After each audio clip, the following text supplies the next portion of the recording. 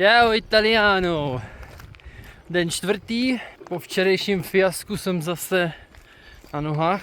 Je asi 9:30. Dneska jsem vyšel trošku díl, protože jsme koukali na předpověď a nevypadalo to moc dobře. Bylo tam psáno, že od 8 hodin má pršet docela hodně. A zatím se ta předpověď jako vůbec nepotvrzuje, nechci to vůbec zakřiknout. Šel jsem v bundě, už jsem slečenej.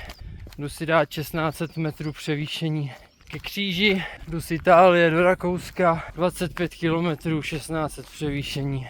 Myslím, že mi to bude stačit, když to dneska dotáhnu, tak po 4 dnech budu mít 100 km a nějakých 4000 výškových, no 5000 ne, 100 km, 5000 výškových, B7 a jdu si proto.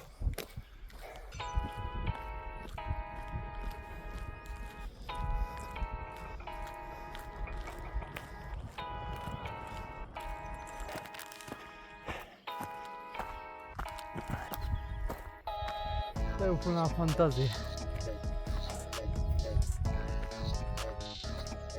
Když vyleze do sluníčko, to ti dodá takový energie. Nádherný.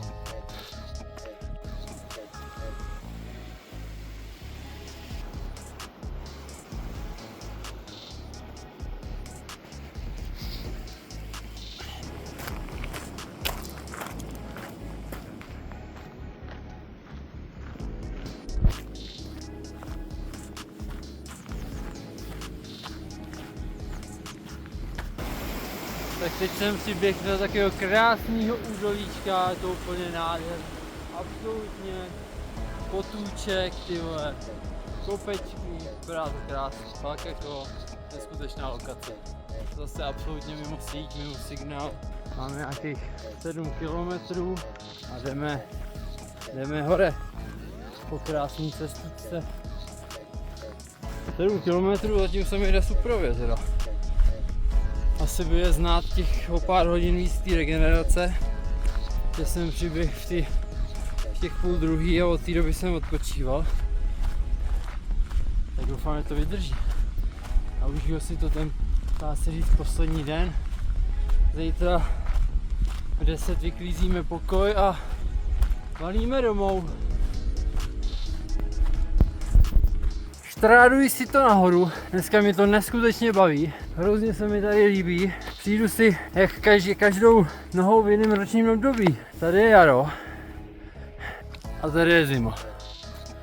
Jsem nějakých 2200 nad mořem. Já doufám, že u toho kříže, kam se chystám, kam chci dojít dneska, takže tam sníh nebude, se nebudu moc zbrodit, ale to vidím tamhle. Tak možná se nějakého sněhu dočkám. Na to, že jsem byl tamhle dole někde, tak slušný. Je teda nádherně. Super dneska. Nadšenej.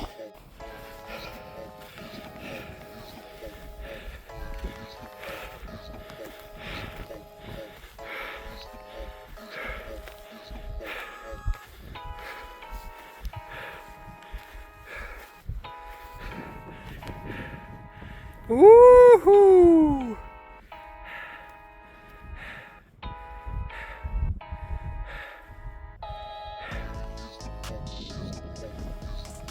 No, tak jsem nahoře, jako nahoře ještě ne, ale pojďme si říct, že já bych měl jít tudy, nevím, jestli to je vidět, na špičku a po ní tamhle do té mlhy někam do prdele, vole.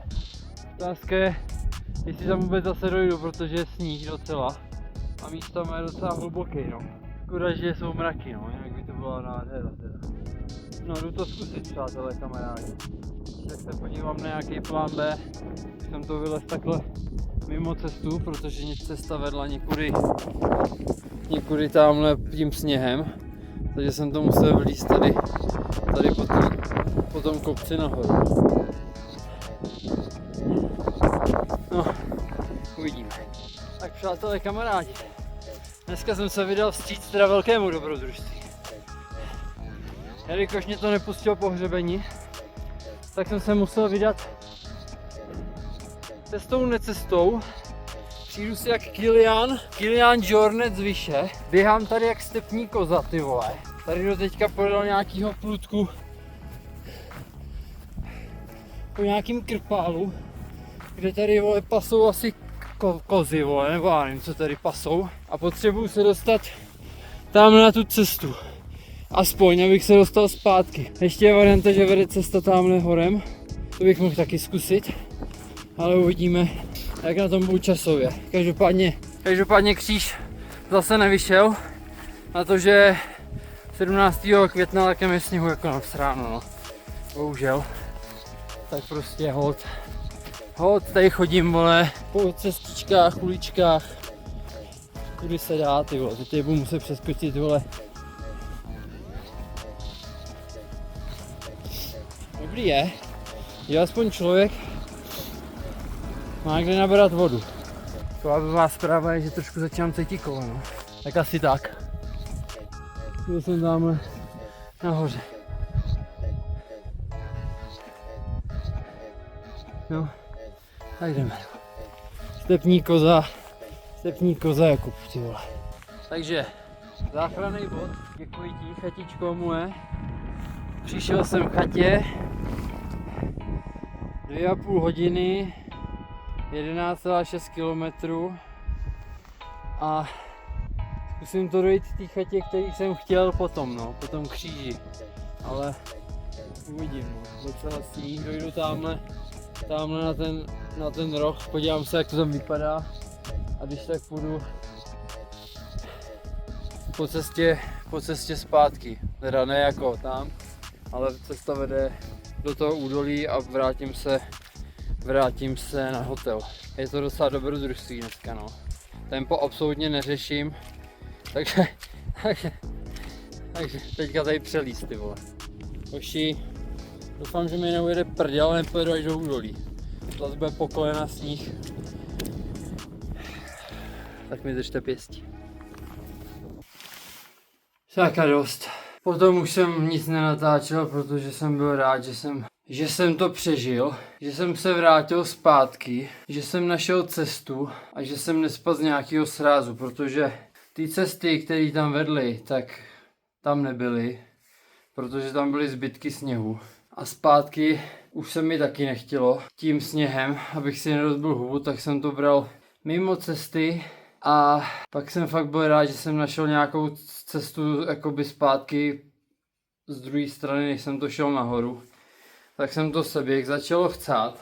Tak jsem schoval baťoch, mobil, všechno. Dotáhl jsem to domů a mám nějakých 25 km, 1550 výškových. Takže jsem to dožunknul na 100 km za 4 dny. Takže jdem na pokoj a jdu si lehnout. Ale jinak to bylo dneska boj o přežití.